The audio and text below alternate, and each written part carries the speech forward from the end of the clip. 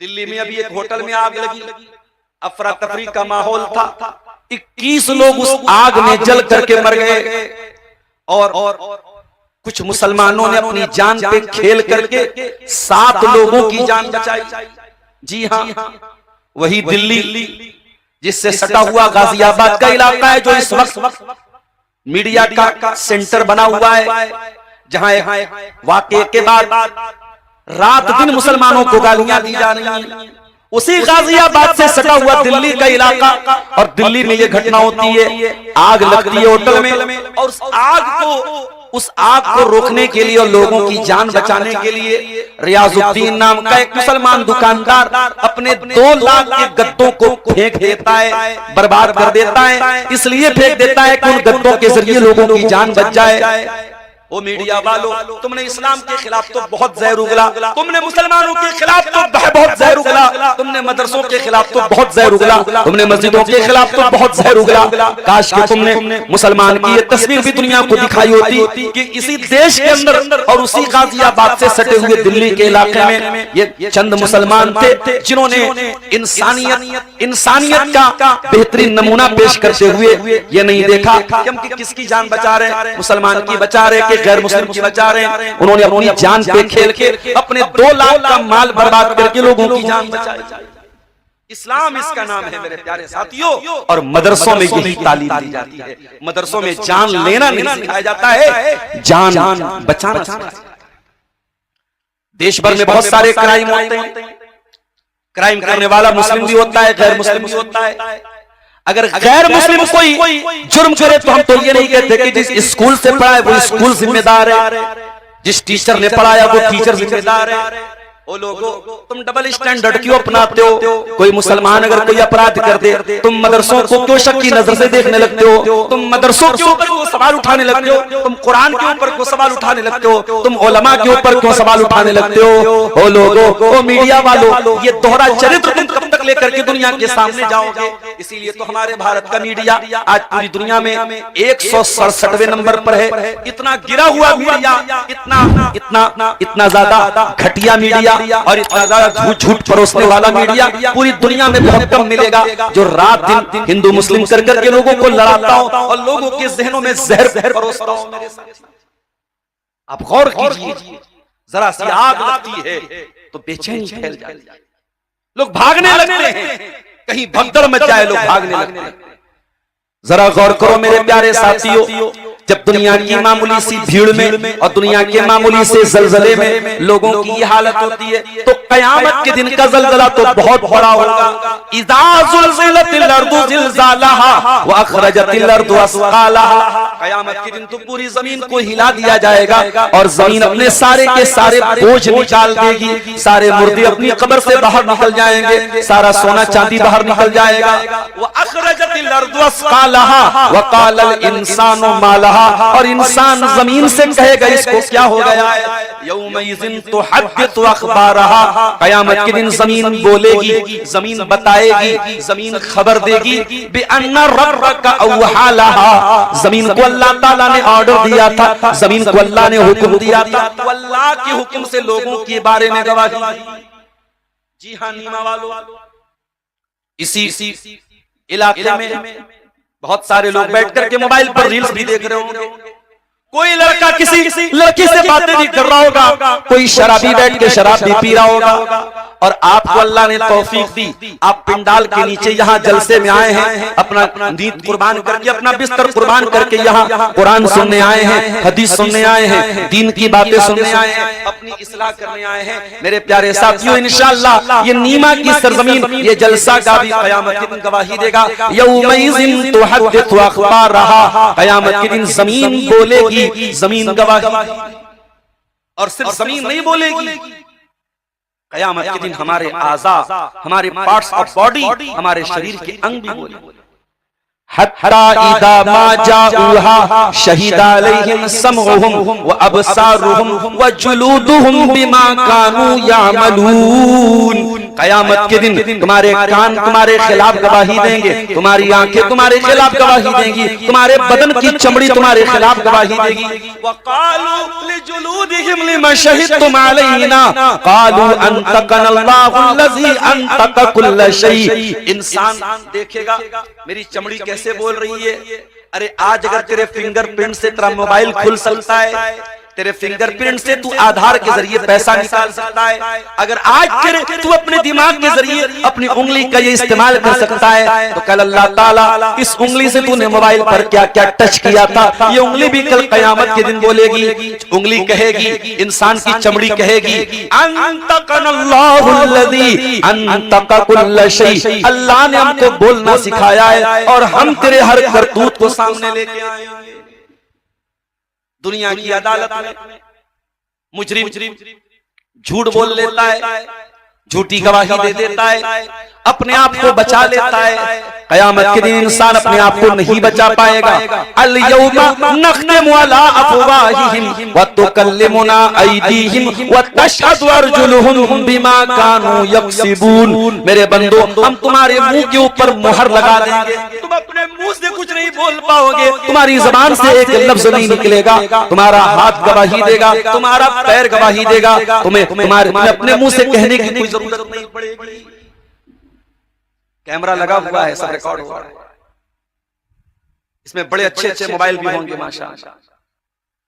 ये हमारे नौजवान अब्दुल गफ्फार साहब आ रहे वीडियो बना रहे, माफ करना मुझे पसंद नहीं है, मैं साफ साफ कह रहा हूँ, ये जो उलमा आ रहे हैं चल रहे हैं, एक एक एक्टिविटी का जो आप वीडियो बनाते हो ये बहुत अच्छी बात नहीं, मैं मना करता हूं।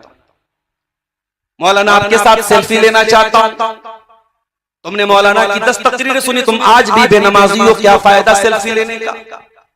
तुमने मौलाना की 100 तकरीरें सुन ली, मौलाना के साथ बहुत बड़ी सेल्फी लेते हो, बड़ी मोहब्बत करते हो, हर तकरीर में जाते हो, तुम गुटखा खाना तुमने नहीं छोड़ा, तुमने लड़कियों से बात करना नहीं छोड़ा, तुमने लड़कियों से चैटिंग करना नहीं छोड़ा, तुमने हराम काम नहीं छोड़ा। ये सेल्फियां कयामत के दिन तुम्हारे काम नहीं आएंगी। याद रखो मेरे प्यारे साथियों, कयामत के दिन हम जो कुछ कर रहे हैं, दुनिया का मोबाइल तो हमको रिकॉर्ड कर रहा है, मगर बीच में ऐसा भी हो सकता है रिकॉर्डिंग रुक जाए, मोबाइल डिस्चार्ज हो जाए, हो सकता है वीडियो बन जाए, आवाज ना आए, मगर अल्लाह ताला का जो रिकॉर्डिंग सिस्टम है वो कभी पॉज होने वाला नहीं है, वो कभी डिस्चार्ज होने वाला नहीं है। इज़ यतलक्कल मुतलक्कियानी अनिल यमीनी व अनिल शिमाली क़ईद। मेरे बंदो, हमने तुम्हारे अमाल को रिकॉर्ड करने के लिए 2 फरिश्तों को लगा के रखा है, एक दाएं बैठा है, एक बाएं बैठा है। मा यल्फिज़ु मिन क़ौलिन इल्ला लदैहि रक़ीबुन अतीद।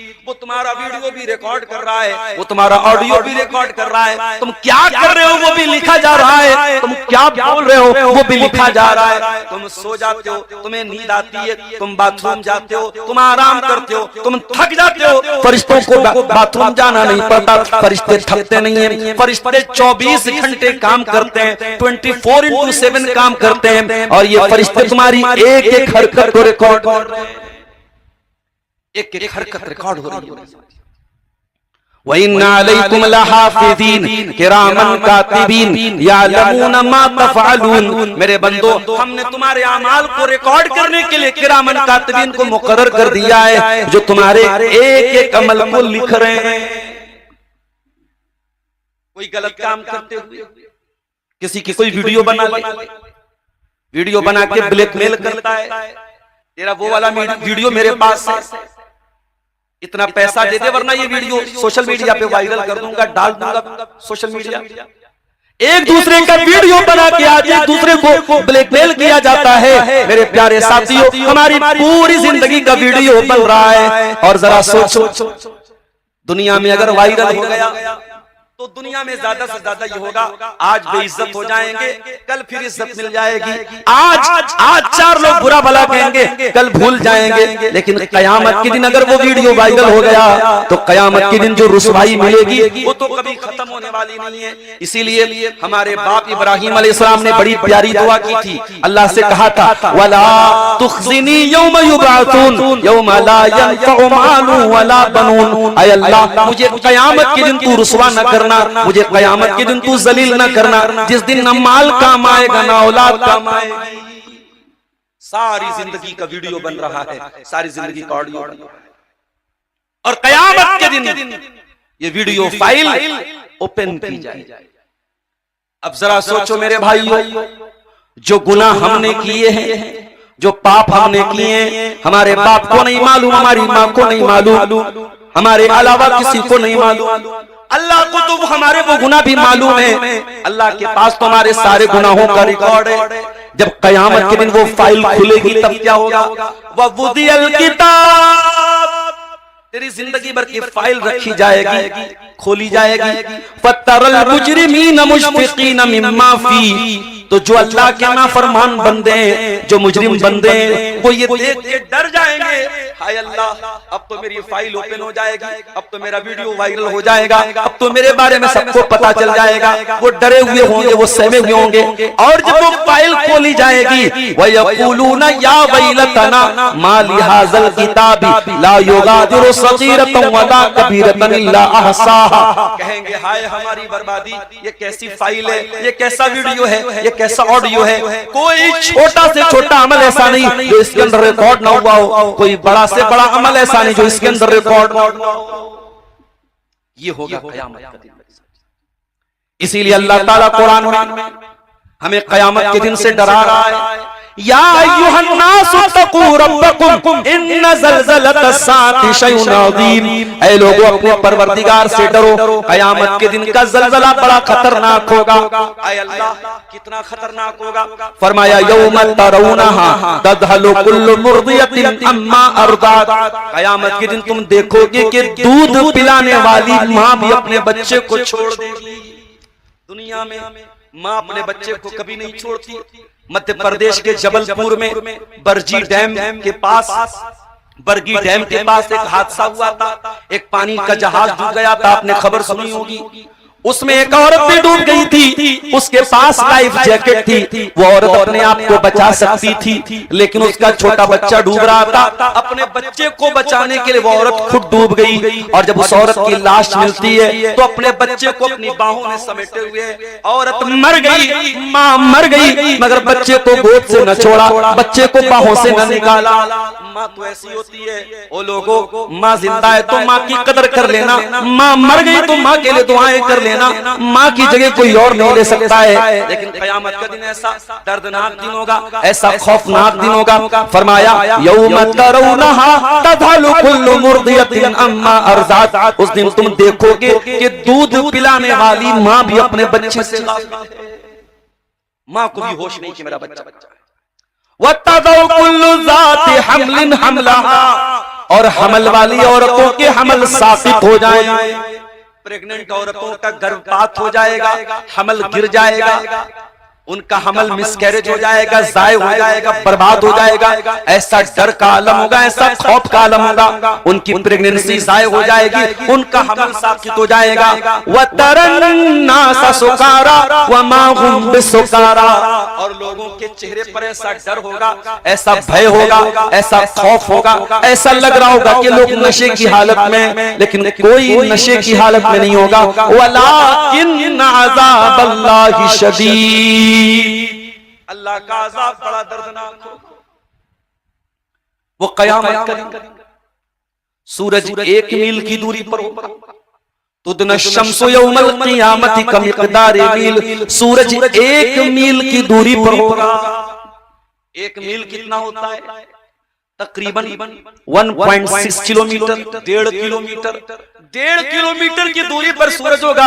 आज सूरज कितना दूर है? साइंस कहती है 9 करोड़ 30 लाख मील दूर है। जो सूरज 9 करोड़ 30 लाख मील दूर है, और जून का महीना आता है तो हमें गर्मी बर्दाश्त नहीं होती। मैं दोपहर के टाइम बनारस से चला, चश्मा भी लगाए हूँ, हेलमेट भी लगाए हूँ, बाइक पे चल रहा हूँ, लेकिन ऐसा लग रहा है गरम गरम हवाएं बदन के अंदर दाखिल हो रही हैं। ऐसा लग रहा है कहीं लू न लग जाए, कहीं ये गर्म हवाएं जिस्म के अंदर न चली जाएं।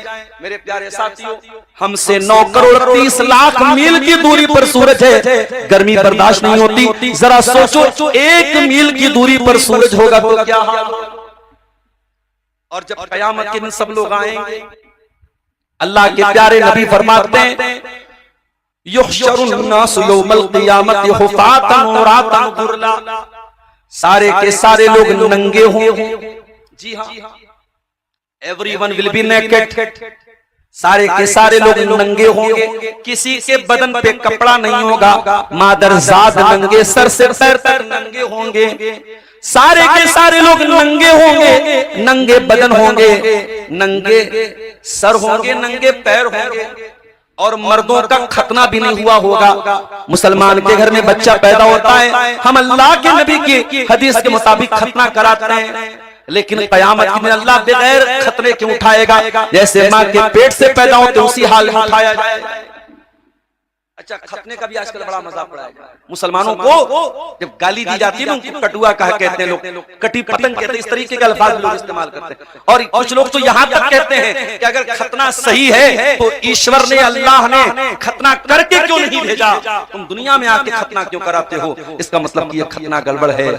अरे भाई, बच्चा पैदा होता है तो कभी कभी ऐसा भी होता है, बल्कि अक्सर ऐसा होता है कि उसकी जो नाफ होती है वो माँ के साथ जुड़ी रहती है, डॉक्टर उसको काटता है और उसके बाद उस पर दवा वगैरह छिड़की जाती है, तब वो जो नाभि होती है तब जाके वो सही होती है। अगर खतना के बगैर इंसान अगर पैदा हुआ है और तुम ये कहते हो खतना कराना गलत है, तो फिर वो नाभि को क्यों काटते हो? वो जो नाभि की डोरी होती है उसको क्यों काटो? उसी तरीके से बच्चा पैदा होता है, बड़े बड़े बाल होते हैं, उन बालों को मुसलमान भी अकीका वाले दिन मुड़वाता है और गैर मुस्लिम भी मुंडन कराते हैं। तुम अपने बच्चों का मुंडन क्यों कराते हो? जब ईश्वर ने बालों के साथ पैदा किया तो तुम बाल क्यों उड़वाते हो? ओ लोगों, तुम अगर अकल की, लॉजिक की दलीलें दोगे तो लॉजिक की दलीलें हमारे पास भी बहुत सारी हैं, मगर याद रखो हम खतना लॉजिक की बुनियाद पे नहीं करते, हम तो इसलिए करते हैं क्योंकि जनाब मोहम्मद रसूलुल्लाह की तालीम है, हमारे पैगंबर की तालीम, हमारे नबी की तालीम है। और ये भी सुन लीजिए कि ये खतना सिर्फ मुसलमान नहीं कराता है, यहूदियों के यहाँ भी खतना होता है, ईसाइयों के यहाँ भी खतना होता है।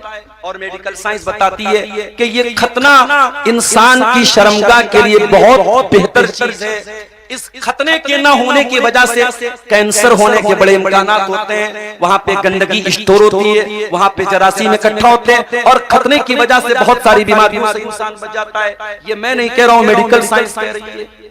तो खतने का भी लोग मजाक उड़ाते, उस पर मैंने ये बात कह दी, क़यामत के दिन अल्लाह ताला बगैर खतने के उठाएगा। नंगे पैर होंगे, नंगे बदन होंगे और बगैर खतने के होंगे। आगे अल्लाह के नबी फरमाते हैं, व अव्वलु मन युक्सा इब्राहीम अलैहिस्सलाम, क़यामत के दिन सबसे पहले कपड़ा पहनाया जाएगा इब्राहीम अलैहिस्सलाम। ऐ अल्लाह, तूने इब्राहीम को सबसे पहले कपड़ा क्यों पहनाया? इब्राहीम को जब आग में डाला गया था, अल्लामा इब्ने हजर लिखते हैं कि इब्राहीम अलैहिस्सलाम को जब आग में डाला गया था तो कपड़ा उतार करके डाला गया था। इब्राहीम के बदन से कपड़े उतार करके उनको आग में डाला गया था। इब्राहीम अल्लाह की तौहीद के लिए आग में गए, इब्राहीम अल्लाह ताला की तौहीद को बचाने के लिए आग में गए। उसका अंजाम, उसका फल ये मिला, उसका समरा ये मिला कि क़यामत के दिन सबसे पहले इब्राहीम को कपड़ा पहनाया जाएगा। दुनिया में उनके बदन से कपड़ा उतार करके उनको आग में डाला गया और क़यामत के दिन सबसे पहले उन्हीं को कपड़ा पहनाया जाएगा। पसीना का ये आलम होगा मेरे साथी कि कोई घुटने तक, कोई कमर तक, कोई टखने तक, कोई पूरा का पूरा पसीने में डूबा हुआ होगा। सूरज 1 मील की दूरी पर होगा। क्या उस गर्मी से बचने का कोई उपाय है? दुनिया में हमें गर्मी लगती है, हम पंखा लगाते हैं, कूलर लगाते हैं, एसी लगाते हैं। क्या क़यामत के दिन की गर्मी से बचने का भी कोई उपाय है? जी हाँ, आइए वो हदीस भी आपको पढ़ के सुना। अल्लाह के प्यारे नबी फरमाते हैं, सबातुन युदिल्लुहुमुल्लाहु फी ज़िल्लिही यौमा ला ज़िल्ला इल्ला ज़िल्लुहु, क़यामत के दिन 7 ऐसे लोग होंगे जिनको अल्लाह ताला गर्मी नहीं लगने देगा। उनको क़यामत के दिन गर्मी नहीं लगेगी। सूरज 1 मील की दूरी पर होगा, फिर भी उनको गर्मी नहीं लगेगी। उनको अल्लाह ताला स्पेशल एसी देगा, स्पेशल साया देगा, स्पेशल उनको ठंडक मिलेगी। यौमा ला ज़िल्ला इल्ला ज़िल्लुहु, उनके अलावा किसी और को ठंडक नहीं मिलेगी। कौन लोग होंगे? 7 लोग होंगे। उन ईमा वालों जरा कान खड़े करके सुन लेना, उन सातों में से कोई एक क्वालिटी अपने अंदर पैदा कर लेना तो मैं समझूंगा आज अब्दुल गफ्फार साहब की मेहनत कामयाब हो गई। इतना लंबा सफर करके रात को 1:30 बजे आपके सामने बैठा हूं, मैं समझूंगा जिस मकसद के लिए आए तो वो मकसद कामयाब हो गया। बड़े गौर से सुनना, अल्लाह के प्यारे नबी फरमाते हैं 7 लोग ऐसे होंगे जिनको अल्लाह ताला कयामत के दिन गर्मी नहीं लगने देगा। उनको कयामत के दिन गर्मी नसीब नहीं, उनको कयामत के दिन गर्मी नहीं लगेगी, उनको अल्लाह ताला अपने अर्श का साया देगा। अच्छा एक बात बताओ, ज्यादा गर्मी भी मुसीबत है और ज्यादा ठंडी भी मुसीबत है। जहन्नम में दोनों अजाब होगा जी। जहन्नम में बहुत ज्यादा गर्मी भी होगी और जहन्नम में बहुत ज्यादा सर्दी भी लगेगी। इसीलिए अल्लाह ताला कुरान करीम में जब जन्नतियों का जिक्र करता है तो फरमाता है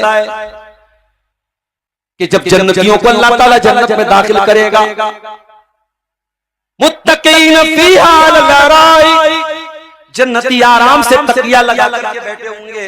ला यरौना फीहा शम्सन वला ज़महरीरा, और जन्नतियों को जन्नत में न धूप लगेगी न सर्दी लगेगी, ना तो उनका मौसम बहुत ज्यादा ठंडा होगा, उनका क्लाइमेट बहुत ज्यादा ठंडा भी नहीं होगा, इतनी ज्यादा ठंडक नहीं होगी परेशान हो जाए, और इतनी ज्यादा गर्मी भी नहीं होगी कि परेशान हो जाए, ना तो उनको धूप लगेगी ना उनको सर्दी लगेगी।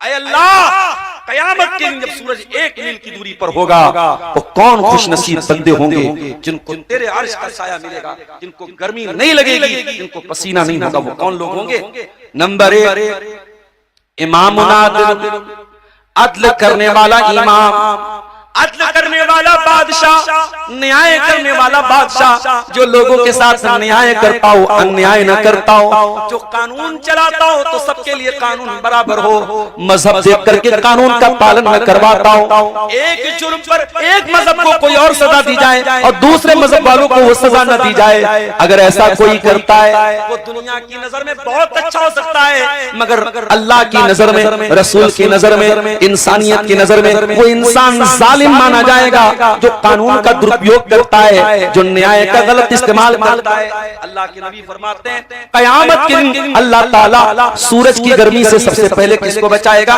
इमामुन आदिल, इंसाफ करने वाला बादशाह, इंसाफ करने वाला इमाम, इंसाफ करने वाला लीडर। जानते हो इंसाफ किसको कहते हैं? आओ मैं तुम्हें रसूल की अदालत में लेके चलता हूं। अल्लाह के प्यारे नबी के पास एक केस आया, एक औरत ने चोरी कर ली, उस औरत का नाम फातिमा था और वो बहुत बड़े कबीले से उसका ताल्लुक था, कबीले बनु मखसूम से उस औरत का ताल्लुक था। ये कौन सा कबीला था? यह हज़रत खालिद बिन वलीद का कबीला था, ये अबू जहल का कबीला था, ये अरब का बहुत बड़ा कबीला था। उसी कबीले की औरत थी फातिमा, उसने चोरी कर ली और इस्लाम में चोरी की सजा ये है कि कलाई तक हाथ काटा जाएगा। अल्लाह के प्यारे नबी की अदालत में केस आया, आपने फैसला किया औरत का हाथ काटा जाएगा। यहाँ ये मसला भी याद रखो, हर चोरी पर हाथ नहीं कटेगा। कोई 10 रुपया चुरा के चला जाए हाथ नहीं कटेगा, उसकी लिमिट बताई गई है कि कितनी चोरी पर हाथ कटेगा। वो अलग मसला है, मैं वो डिटेल में नहीं जाना चाहता हूँ, लेकिन इतना याद रखिए हर चोरी पर हाथ नहीं कटेगा। उस औरत ने इतनी चोरी की थी जिस चोरी पर हाथ कटता है, नबी ने डिसीजन दे दिया, फैसला दे दिया, हाथ काटा जाएगा। औरत के कबीले वाले परेशान हो गए, इस औरत का हाथ कटेगा हमारे पूरे कबीले की नाक कट जाएगी, हमारी नाक का सवाल है, हमारी इज्जत का सवाल है। लेकिन किसी की इतनी हिम्मत नहीं है कि अल्लाह के रसूल से आके ये कह सके अल्लाह के नबी उस औरत का हाथ ना काटिए, कोई और सजा दे दीजिए। लोगों ने बहुत सोचा विचारा, डायरेक्ट तो अल्लाह के रसूल से नहीं कह सकते, किसी ऐसे इंसान से कहते हैं जो अल्लाह के नबी का चहेता हो, ताकि वो अगर कह दे तो अल्लाह के नबी उसकी बात मान ले। लोग उसामा बिन जैद के पास आए, जिनको अल्लाह के नबी बच्चों की तरह प्यार करते थे। जब हसन और हुसैन को लाडो प्यार करते थे तो उसामा बिन जैद को भी लाडो प्यार करते थे। उसामा बिन जैद अल्लाह के नबी के बड़े चहेते साहबी थे, बड़े प्यारे साहबी थे। लोग उसामा के पास आए, अरे उसामा औरत का हाथ कटेगा, पूरे खानदान की नाक कट जाएगी, अरे उसामा अल्लाह के रसूल के पास जाके सिफारिश कर दो, कोई और सजा दे दी जाए, हाथ न काटा जाए, हमारे खानदान की इज्जत का सवाल है। उसामा आते हैं, अल्लाह के नबी वो जो औरत ने चोरी की है फातिमा नाम की, अय अल्लाह के नबी कोई और सजा दे दीजिए, हाथ मत काटिए, जुर्माना लगा दीजिए, पेनाल्टी लगा दीजिए, सजा कुछ और दे दीजिए, हाथ ना काटिए। बुखारी के अल्फाज हैं, अल्लाह के प्यारे रसूल का चेहरा गुस्से से सुर्ख हो गया, लाल हो गया, और आपने बड़े गुस्से में फरमाया अतशफौ फी हद्द मिन हुदूदिल्लाह, ऐ उसामा क्या तुम अल्लाह के कानून को बदलने के लिए मेरे पास आए हो? क्या तुम सोर्स लगा रहे हो? क्या तुम सिफारिश कर रहे हो कि मैं अल्लाह के कानून को तुम्हारे लिए तोड़ दूं? वो ऐ मुल्ला, ऐ उसामा कान खोल करके सुन लो, तुमसे पहले की उम्मतें इसीलिए हलाक हो गई, इसीलिए बर्बाद हो गई। कोई बड़ा आदमी कोई जुर्म करता था उसको छोड़ देते थे, कोई गरीब आदमी वही जुर्म करता था सजा देते थे। अल्लाह की कसम ऐ उसामा, ये तो कबीले बनु मखजूम की औरत फातिमा है। अगर आज मोहम्मद की अदालत में, अगर मेरी अदालत में मेरी बेटी फातिमा का केस आ जाता, मेरी बेटी फातिमा के ऊपर भी ये इल्जाम लगता, मेरी बेटी फातिमा के बारे में ये साबित हो जाता कि उसने चोरी की है, लौ अन्ना फातिमा बिन्त मुहम्मदिन सरकत लक़तातु यदहा, ऐ उसामा अगर आज मोहम्मद की बेटी फातिमा ने भी चोरी की होती तो आज अल्लाह का रसूल अपनी अदालत में अपनी बेटी का भी हाथ काटने का ऑर्डर दे देता। ओ दुनिया वालों, इंसाफ इसको कहते हैं, न्याय इसको कहते हैं, जस्टिस इसको कहते हैं। वो कानून के राज के नाम पे गुंडा राज चलाने वालों, वो कानून के नाम पे मुसलमानों को तबाह करने वालों, वो कानून के नाम पे मुसलमानों पर अत्याचार करने वालों, काश तुमने इंसाफ को समझा होता, काश तुमने न्याय को समझा होता, काश तुमने जस्टिस को समझा होता। इंसाफ होता है मेरे प्यारे साथी। इस्लाम तो वो दीन है जो जंग के मैदान में भी ना इंसाफी करने की तालीम नहीं देता। दुनिया का हर मजहब ये कहता है जंग में सब जायज है, इस्लाम कहता है जंग में सब जायज नहीं है। अल्लाह के प्यारे नबी जंग के मैदान में सहाबा को भेज रहे हैं और जंग के मैदान में जाते हुए कहते हैं ला तक़तुलू वलीदा, ऐ मेरे सहाबा देखो जंग के मैदान में किसी बच्चे को कत्ल न करना, किसी औरत पर हाथ न उठाना, किसी ऐसे बूढ़े पर हाथ न उठाना जो जंग में लड़ने के लिए नहीं आया है, किसी पेड़ को आग न लगाना, किसी के धार्मिक स्थल को न तोड़ना, किसी के मजहबी जगह को न तोड़ना। ये तालीम अल्लाह के प्यारे नबी जंग के मैदान में जाने के लिए दे रहे हैं। आज जब दंगा होता है, फसाद होता है, तो करता कोई और है और सजा कोई और है। यही तो होता है। कोई एक आदमी गलती करता है, पूरी कम्युनिटी को उसकी सजा दी जाती है। इसीलिए अपने नौजवानों से भी एक बात कहता हूं, खबरदार सोशल मीडिया पर कोई ऐसी चीज मत डालना जिससे आप या आपकी पूरी कम्युनिटी परेशानी में आ जाए। ओ यूट्यूबरों, ओ यूट्यूब चलाने वाले, चैनल चलाने वाले मेरे भाइयों, अपने सब्सक्राइबर की तादाद बढ़ाने के लिए, अपनी व्यूअरशिप बढ़ाने के लिए कोई भड़काऊ थंबनेल न लगाना, तुम्हारा चैनल भी परेशानी में पड़ेगा। और सबसे ज्यादा जिस आलिम की तकरीर पर आप भड़काऊ थंबनेल लगाओगे वो परेशानी में पड़ेगा। इसलिए मेरे प्यारे साथियों, सोशल मीडिया का इस्तेमाल बड़ी एहतियात के साथ करो। आज एक आदमी की सजा पूरी कम्युनिटी को, पूरे समाज को, पूरे घर वालों को, पूरे परिवार को।